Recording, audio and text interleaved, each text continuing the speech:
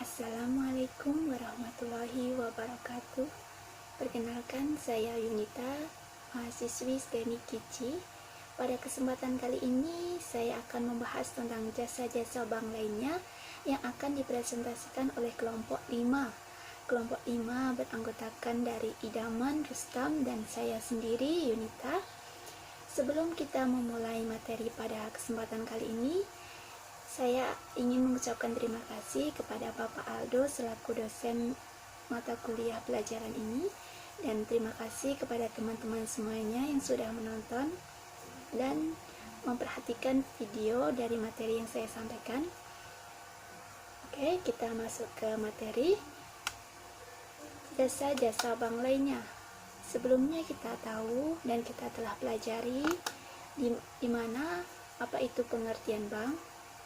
Sebelum bank kita pelajari pada kelompok 1 tentang uang, kelompok 2 tentang bank, kelompok 3 tentang sumber-sumber dana bank, kelompok keempat minggu lalu kita telah pelajari tentang lembaga bank dan lembaga keuangan. Maka kali ini saya akan menjelaskan tentang jasa-jasa bank lainnya. Seperti pada umumnya, bank adalah berfungsi untuk menghimpun dan menyalurkan dana kepada masyarakat. Namun selain itu, tentu saja bank mempunyai fasilitas-fasilitas lainnya. Namun hal ini juga akan terlihat terlebih dahulu dari sisi permodalan sampai dengan kesiapan dari personel dari pihak bank untuk menyediakan fasilitas-fasilitas tersebut. Selain itu juga diperhatikan apakah bank tersebut masuk ke dalam kategori bank umum, BPR, atau bank syariah. Nah, di sini saya akan membahas tentang jasa-jasa bank sebagai berikut.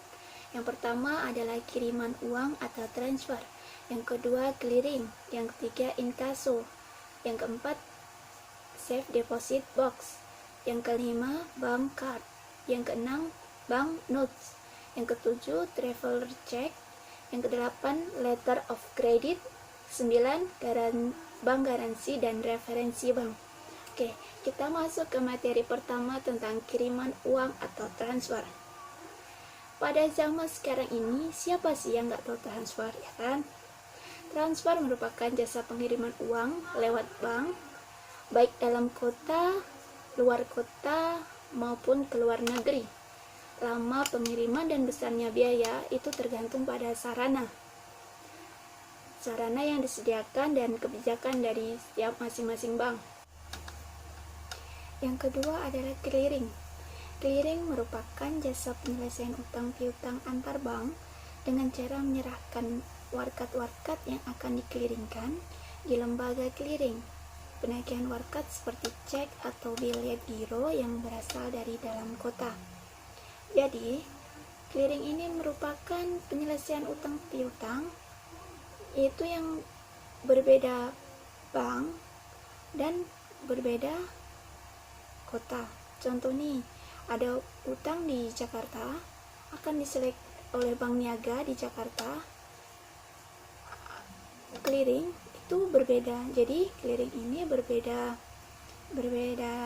kota, tidak bisa dalam satu kota. Contoh nih, mau mengkliringkan cek dikeliringkan dalam Jakarta Bank BRI terus ke Jakarta Bank Niaga, itu namanya transfer, bukan clearing.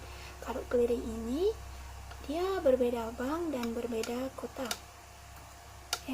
Yang ketiga adalah inkaso.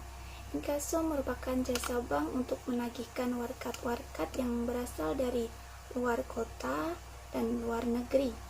Seperti contoh, apabila kita memperoleh selembar cek yang diterbitkan oleh bank di kota Jakarta, maka cek tersebut dapat dicairkan di Surabaya melalui inkaso.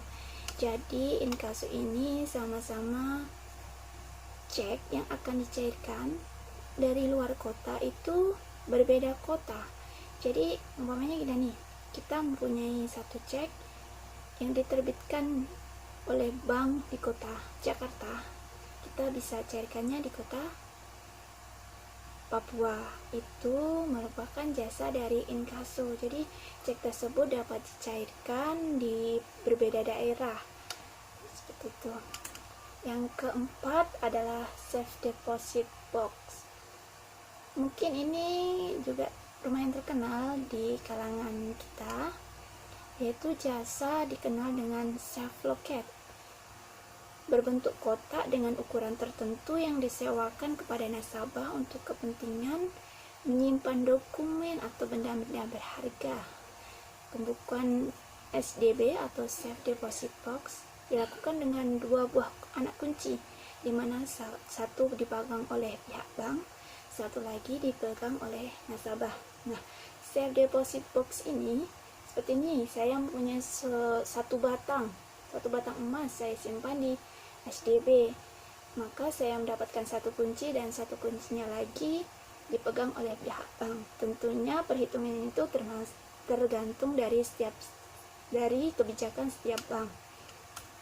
Oke, yang kelima adalah bank card atau kartu bank yang dikeluarkan oleh bank yang diberikan pada nasabahnya untuk dapat dipergunakan sebagai alat pembayaran di tempat-tempat tertentu seperti supermarket, pasar swalayan, hotel, restoran, dan tempat lainnya. Bank card itu seperti ini.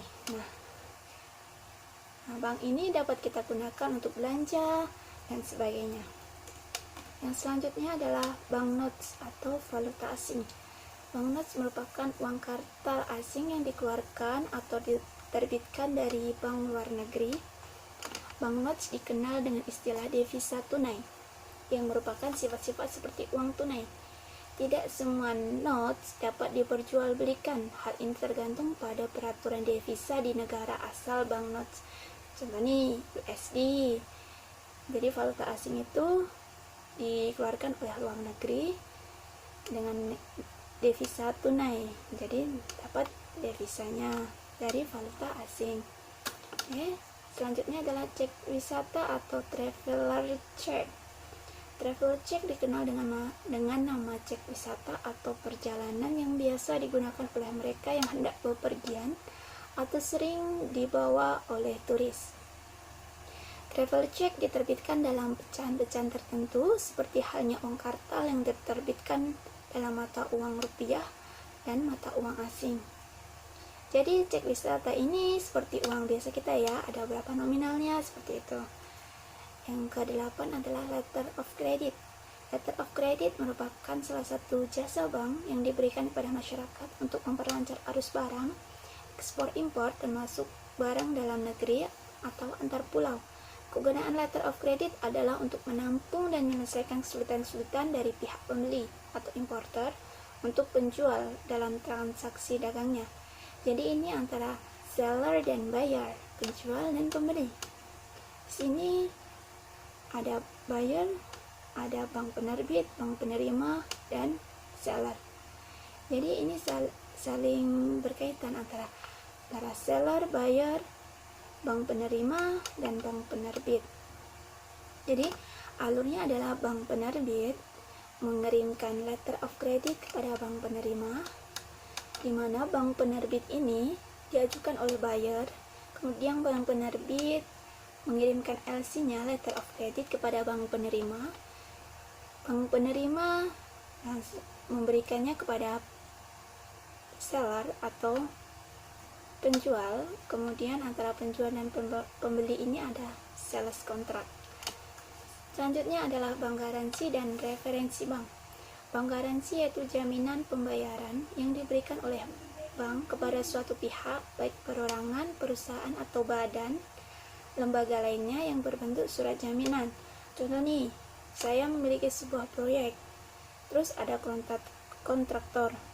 Kami mau meminjam dana dari suatu bank, maka yang menjadi garansi atau referensi bank tersebut adalah proyeknya. Jadi kami dapat peminjaman bank sebagai garansinya itu adalah suatu proyeknya, bukan pemilik proyeknya saya, pemilik proyeknya atau nasabahnya atau kontraktornya. Maka yang jadi bank garansinya itu adalah proyeknya. Oke, sekian presentasi dari saya. Apabila ada kesalahan, saya dimohon maafkan.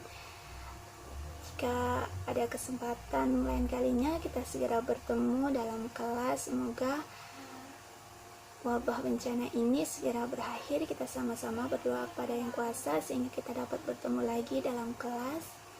Terima kasih. Jika ada pertanyaan, saya silakan. Wassalamualaikum warahmatullahi wabarakatuh.